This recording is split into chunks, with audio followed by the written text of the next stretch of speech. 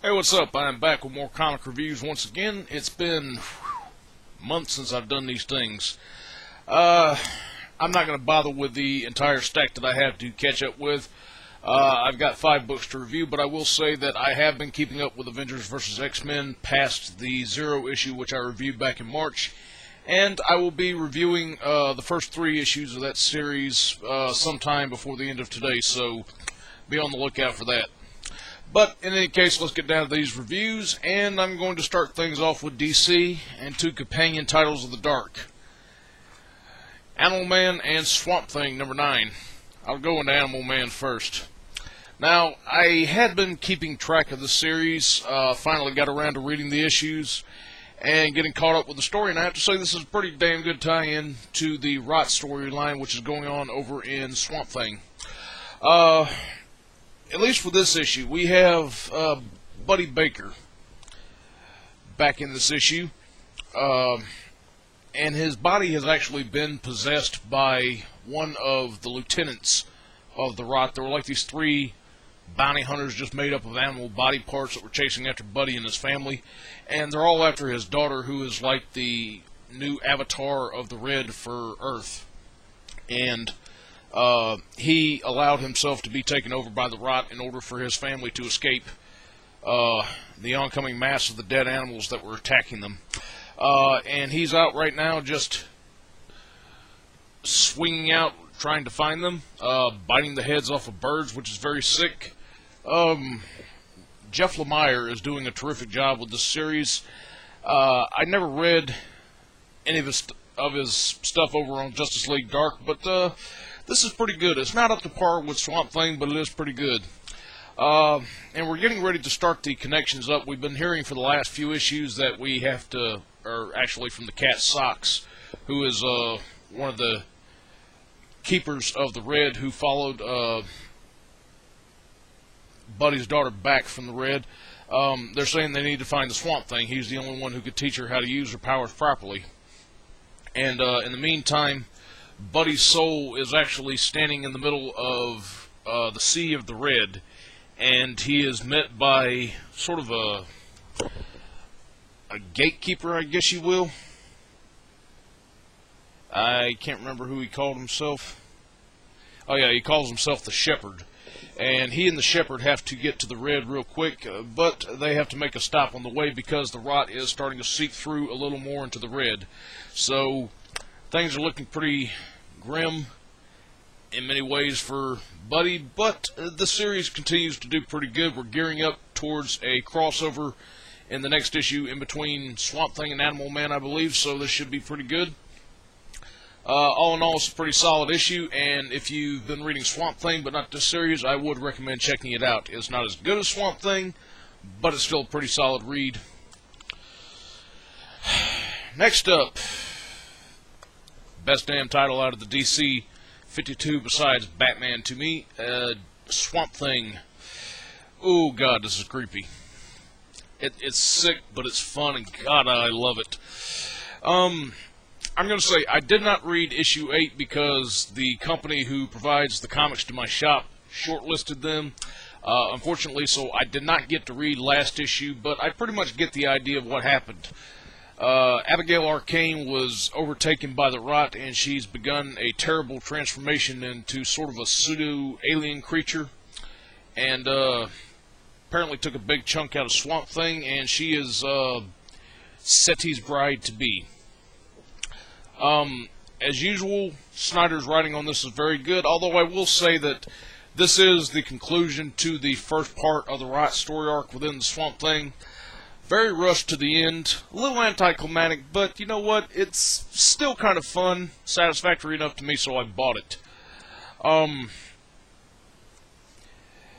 The creature that Abigail has become is just, terrible, and then when she's finally able to break free, thanks to Alex reaching out to her, she just lets Seti have it and just goes crazy. I'm not going to say too much, but man, the images in here are just outstanding. I mean, like, check out this art. This overlay in art, and it's just beautiful, beautiful to behold. But also the tail end of the issue is gearing up because we get the return of one of Swamp Thing's main nemesis, in fact his only nemesis, who is reoccurring, and I'm very excited to see what this new character is going to look like out of the 52. So, 5 out of 5 for me on this one. I definitely enjoyed this, and if you're not reading it, if you're into horror comics and you're not reading this, I don't know what the hell is the matter with you, but pick it up. I'm pleading with you, it's good. Now, jumping back over to Marvel, I have 3 of those to go, so let's get started into the downfall of Tony Stark with Invincible Iron Man number 516. This is Iron Man No More. Again, Fraction, regardless of whatever you feel about him, is doing good work on this series, and Salvador Larroca's artwork continues to be well. We start out with this issue with Iron Man actually fighting Firebrand and some other, apparently a female version of the Crimson Dynamo. There have been many Crimson Dynamos. I say a female Crimson Dynamo because it looks like that she has female endowments upon her armor. And just when, you know, Stark's about to have everything under control, bam, Detroit Steel shows up, and Sasha Hammer is pretty much calling all the shots and deactivating Tony's armor because they pretty much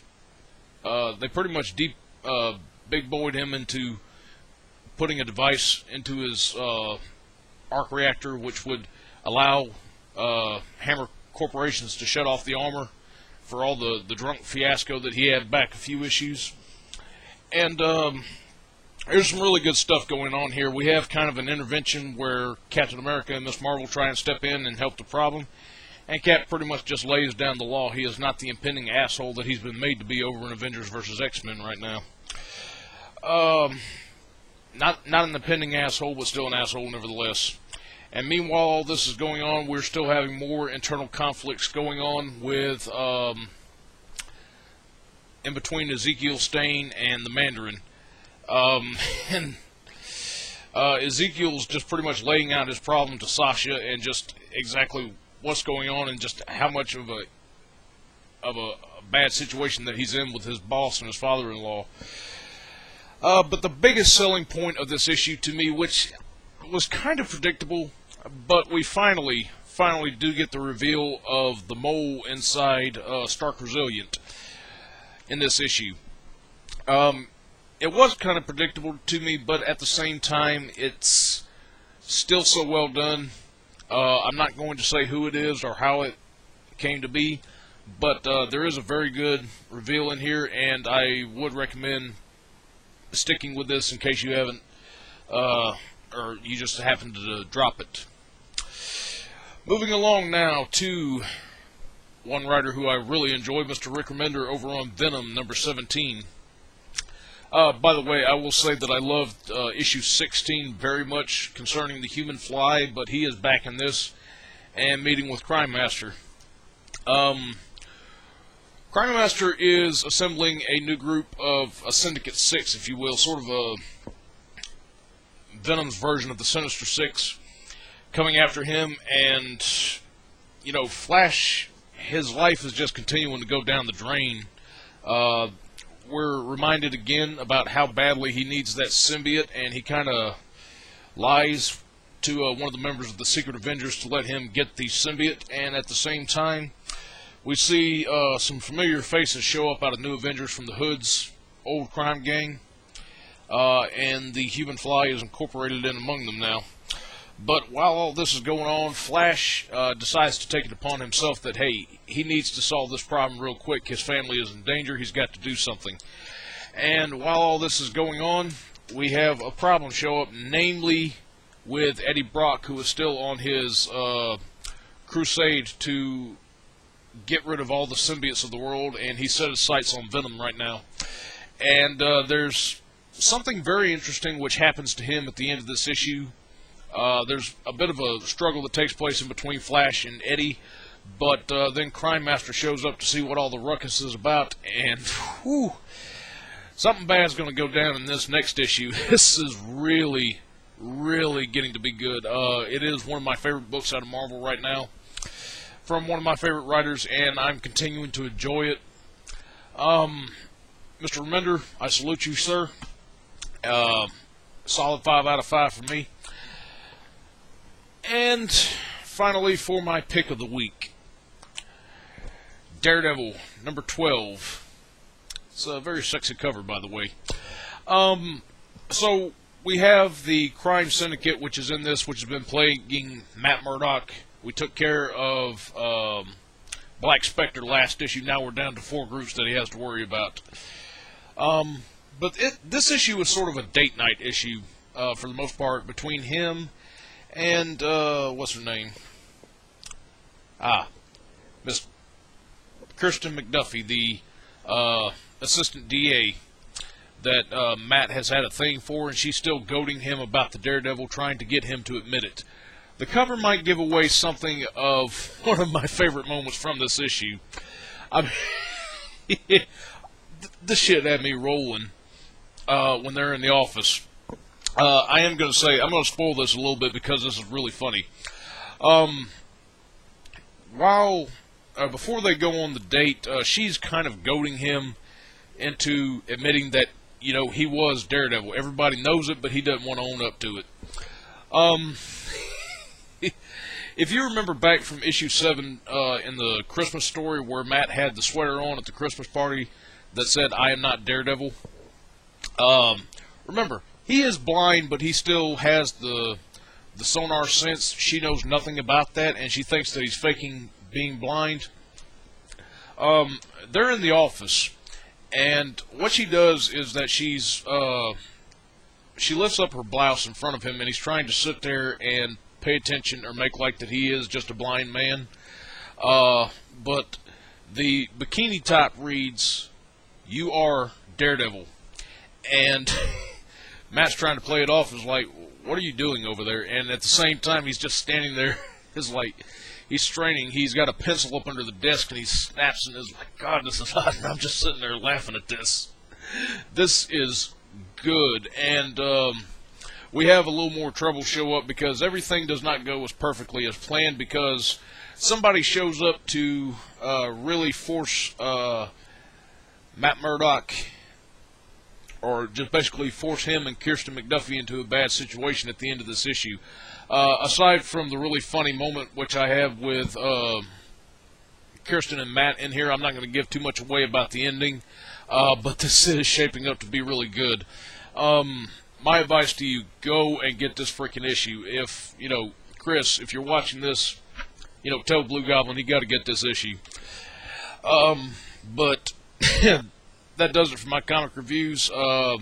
Hopefully I'll be back in the next week or two with some more, and until then, I will catch you guys later on, so peace.